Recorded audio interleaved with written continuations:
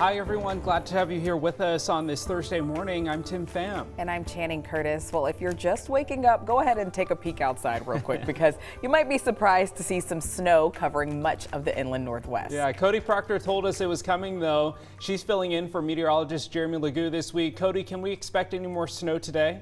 You know, there actually is really a good chance for that today, at least from what I'm seeing on our weather models right now. We've had that dusting of snow this morning.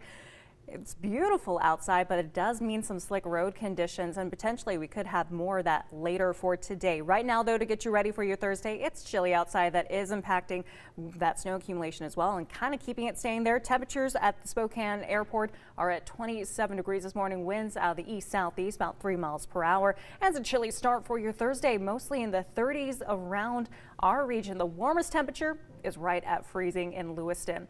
As we get you ready for your day, this is what we saw over the last about 12 hours. That track of that snow that moved through the region, it's kind of moving out more towards the east, but we're not done with it just yet. We could actually potentially be seeing some more into our late morning hours around noon. From what we're seeing according to our weather models, we might see some of that stick around for the Spokane area until about early afternoon. But again, this all develops as our day continues, so we'll continue to keep a close eye on this, especially because this does really impact road conditions. Other places might have that snow stick around a little bit longer from what I'm seeing on our weather models, even potentially into that evening commute hours. So this could have more of an impact beyond just this morning. Over the next three days, including today, light snow is expected with temperatures in the low 30s. Tomorrow could be even chillier, might be more about the mid 20s from what we're seeing. Partly sunny skies kind of take away that blanket of clouds. Meanwhile, towards Saturday, a slight warm up is expected. Mid 30s is what we're looking at right now. That's a slight warm up, but it could also be bringing us a bit more of that chance for some rain and snow in the forecast. So we're going to watch that really closely as we get you ready for your day and a look ahead at your weekend. It's time now for your morning rush. More news in less time. New details reveal what led a Spokane Valley deputy to shoot and kill a man last week. The Spokane Police Department says the man who was killed robbed a home nearby before the shooting. Police say he also stole 2 rifles from that house. The medical examiner identified the man as 43-year-old Michael Lee Digman. Digman had multiple active warrants. Well, demolition began for a beloved Spokane landmark. Crews began work on tearing down the White Elephant building yesterday. The store closed last year after 74 years in business. The White Elephant grew to become a Spokane institution. It was known for stocking everything from toys to camping gear, all at an affordable price. A new Panda Express location, we're told, will be built in its place. New medical designations are coming to Washington State driver's license. Starting next year, drivers will be able to add up to 3 symbols to their driver's license. These symbols will identify medical conditions or a disability. These designations can help first responders during an emergency. Adding these symbols is optional and free of charge. One of the most highly rated football recruits in Spokane signed with a Texas A&M team yesterday. Mount Spokane High School kicker Ethan Makowski verbally committed to the Aggies last summer, but he made it official during signing day yesterday. Ethan is rated the number 6 kicker in the country, and that's according to 24/7 Sports.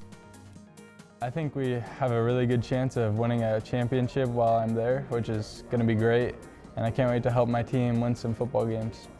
The Aggies currently have the number 2 rated recruiting class in the country for 2022.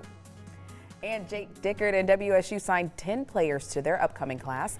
5 of the 10 of them are from the state of Washington, including safety Sam Lockett III, who played at Gonzaga Prep. Apparently, fellow Gonzaga Prep alum and WSU defensive back Armani Marsh went into Dickert's office and vouched for Lockett. That's what really caught the head coach's attention. The biggest thing I'm excited about is that half of our class really starts from our home state of Washington.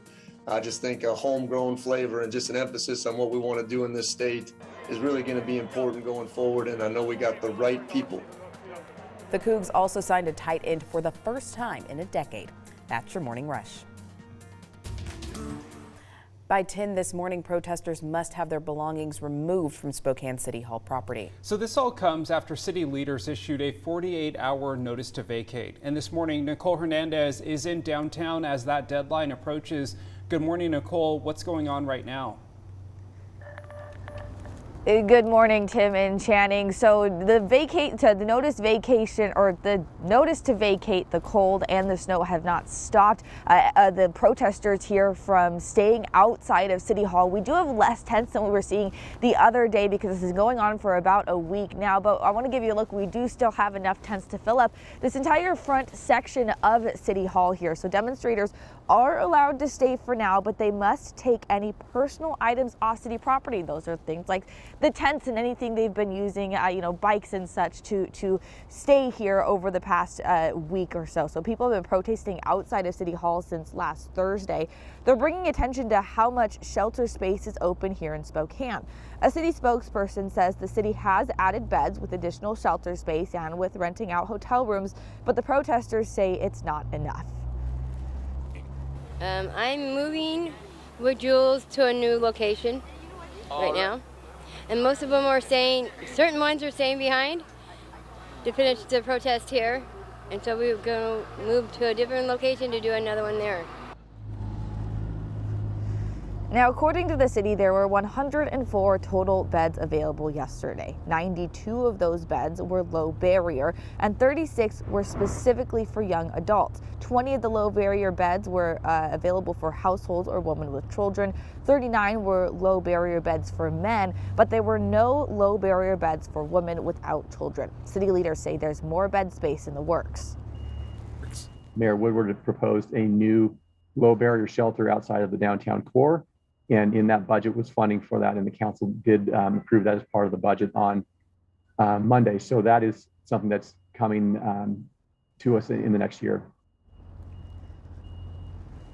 Now, a similar protest with people setting up tents outside City Hall happened back in December 2018. Police and city crews cleared that protest after a similar vacate order. 2 people that time were arrested for obstructing a law enforcement officer after refusing to follow orders. Now, protest leaders say they are planning on moving this protest to Coeur d'Alene Park over in Brown's Addition.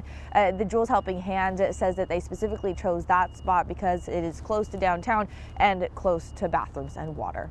Live in Spokane, I'm Nicole Hernandez. So evidence of Washington's homeless crisis isn't just apparent here in Spokane, but also across the entire state. I'm breaking down now what state officials are doing. Governor Jay Inslee is proposing hundreds of millions of dollars to try and fix the problem. Inslee proposed spending another $800 million in the next legislative session on various services. They include mental health resources, rapidly creating tiny home villages, and buying more hotels. His proposal seeks to keep even more people from falling into homelessness statewide. This is not just about the homeless, it's about people whose rents are going through the roof and will soon be homeless because the rents are going through the roof. The rents are going through the roof because we don't have enough houses for people who are moving to the state of Washington, and so rents are skyrocketing. So the governor's proposal looks to build on nearly $2 billion of state and federal money that was approved earlier this year. As of January 2020, there were approximately 23,000 people in Washington experiencing homelessness. And according to the governor's office, as of October, more than 80,000 Washington households were likely facing eviction or foreclosure. So we're vigilant and we're keeping track of that. All of our providers are aware.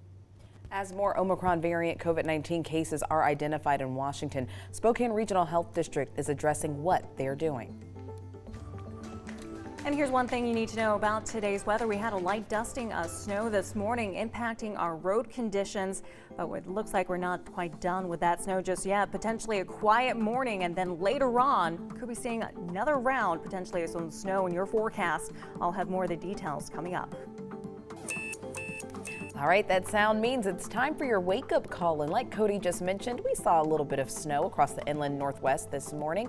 So this morning, we want to see what it looks like at your house. Snap a photo and text it to us at 509-448-2000 or post to social media using the hashtag #UpWithKREM. But first, here's a live look outside. We say good morning to you, inland northwest. Happy Friday Eve.